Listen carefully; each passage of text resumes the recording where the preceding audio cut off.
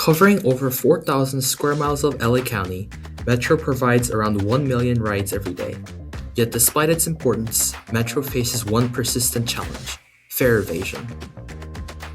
This is a tap card, the main way riders pay for LA Metro. All you have to do is tap the card at the scanner. The problem is paying the fare depends heavily on the voluntary compliance for many stations. Here at Wilshire La Cienega, Metro has installed a full-height glass gates that require riders to tap in and tap out. These gates make fare evasion much more difficult.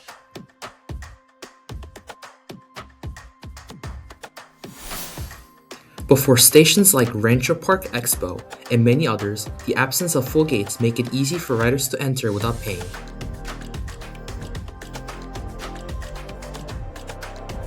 To address this, Metro conducts random fare inspections. However, inspectors can't fully cover a system with 100+ stations spread throughout the LA County. Though buses always have driver present, different incentives lead to poor enforcement of the fares. Drivers are paid hourly wages that are not tied to how much fare revenue they collect, so it's not worth to challenge riders over a $1.75 fare that can cause a hassle. So what's the logic behind fare evasion? The first problem is free riding. Imagine two riders. One pays the fare, the other doesn't. Both receive the same ride. The rider who evades the fare receives the benefit of the transit system without contributing to its cost. From an individual perspective, fare evasion can seem rational. However, when that becomes a collective action, the costs shift onto others. This is what's called a negative externality.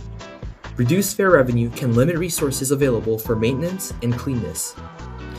Individually rational behavior can produce a suboptimal Nash equilibrium. The second problem is a principal-agent problem involving Metro's enforcement system. Metro and the City of LA are the principals. Bus drivers and fare inspectors are agents. Metro wants consistent fare enforcement, but it cannot perfectly observe how much effort every driver or inspector is putting into the enforcement. This creates a moral hazard. Drivers and inspectors may just let the time pass without checking fares.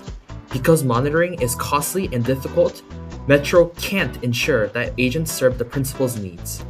So what can be done? Expand the use of full-height fare gates across all rail stations. Rather than relying primarily on inspections, riders can no longer easily access the platform without first paying. Increase inspections and penalties. This would raise the expected cost of fare evasion to be greater than $1.75 fare. Metro could also automatically enter riders into monthly prize drawings every time they tap their tap card. Unlike traditional rewards program, a lottery allows Metro to encourage payment without providing benefits to every rider. For Metro Bus, one possibility is expanding the use of private contractors for certain enforcement functions. Private firms can be better in monitoring drivers through performance-based contracts and can adapt more quickly to changing conditions.